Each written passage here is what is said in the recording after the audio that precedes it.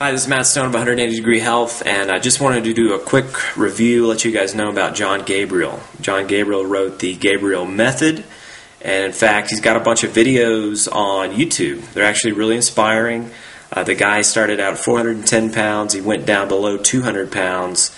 He's maintained that weight for several years now, and he claims that he did all this without dieting. Now, let's define dieting. He says dieting is something that, basically you're struggling. You want to eat a lot of food, you want to eat junk food, but you use your willpower and you decide not to do that. Or, let's say you want to cut the carbohydrates out of your diet. You want to eat a low-carb diet. Well, maybe he wanted to eat carbs, but he said, no, carbs are bad for me. I'm going to stick to this low-carb diet. That would be another form of dieting. He was actually a diet expert. He met with Atkins one-on-one and worked with Atkins for a month. Didn't lose any weight, made no progress. Dr. Atkins ended up yelling at him for being so fat. That's his terms there. So he also worked with Nathan Pritikin. He went down to the Pritikin Institute. Pritikin is one of the godfathers of the heart-healthy, low-fat diet. Similar kind of deal there. The diet didn't work out for him, and he tried all spectrums, all sides of the diet spectrum. Nothing worked until he finally decided to stop dieting. Finally, he said, you know what, I'm just going to quit this diet crap. I'm not going to do it anymore. And he found right away that some pretty amazing things happened. And one of those things was the fact that all of a sudden his cravings, when all those forbidden foods became unforbidden, he lost a lot of his desire to eat those foods. He found himself wanting to eat more healthy food, and so he began supplementing more and more healthy food into his diet because he wanted to. He started to have more energy, and he felt better, and he felt like he wanted to start doing some exercise.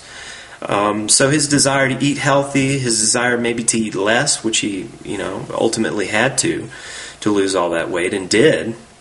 Those were all results of physiological changes that occurred within him. And he went all the way down to his weight of 180 some odd pounds. He's very lean. And he did that without having any kind of plateaus. He did it without being hungry the entire time. He exercised, but it was moderate. He talked 2, 3, 4 times a week. He would have a workout. Nothing extreme.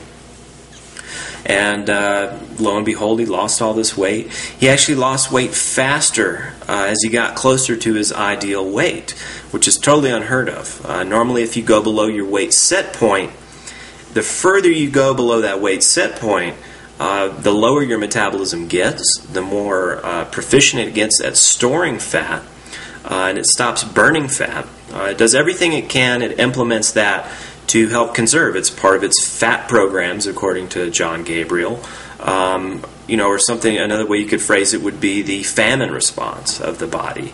It believes that it's starving, its survival is on the line, and it goes through all these metabolic changes to ensure that it's going to rescue itself from this perceived famine. So Gabriel, he didn't do any of that. He didn't have any of those negative consequences. In fact, if you look at metabolic studies, Rudy Liebel, I'm not sure how you say his name, Jules Hirsch, the Rockefeller University, let's see, who else? Jeffrey Friedman's another one. Several of the big name obesity researchers over the last 40 or 50 years, they've struck out so far. They haven't found a way where their subjects could lose weight without these negative metabolic changes occurring. The ones that do succeed are less than 5%. They're a real anomaly. So they haven't come up with any kind of grand solution. So, Jon Gabriel basically was altering not his weight through deprivation and cutting calories and exercising more per se, but all those things happened automatically as he dropped his weight set point. He dropped his weight set point by targeting cortisol, a hormone. He was cutting back stress. He was trying to think more positive thoughts about his body image. He was trying to cultivate a more positive relationship with food and eating in general. He wasn't experiencing the feeling of deprivation, guilt repeatedly over and over again. And he was also altering fatty acids in the diet to make his body less inflammatory, which also lowers cortisol. And he also believes that exercise can be used in a certain manner to have a sort of an anti-inflammatory effect as well, and also encourage the body to believe that its survival is dependent on becoming leaner. Doing very high intensity exercise for very, very short periods of time, is kind of encouraging your body to shed some lean weight, get lighter, be able to run and move faster to escape danger. That's basically his theory, his philosophy. He has a very, very strong biochemical background and biochemistry.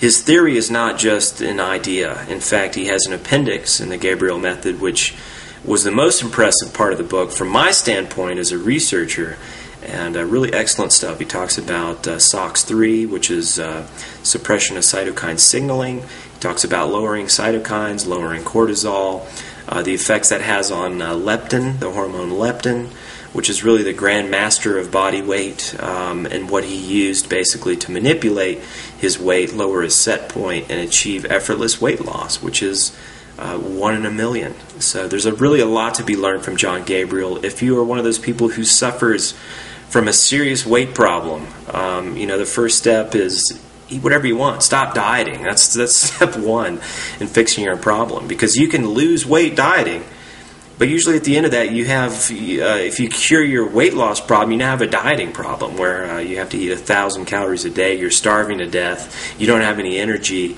maybe you're depressed, or you have all kinds of symptoms of a low metabolism, constipation, or, there's an infinite number.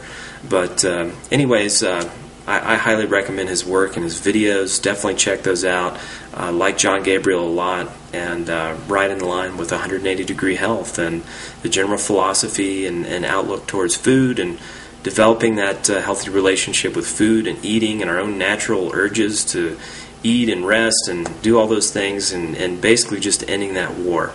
So anyway, that's all for me today. Thanks again. This is Matt Stone of 180 Degree Health. Check out Jon Gabriel. All right, thanks. Bye.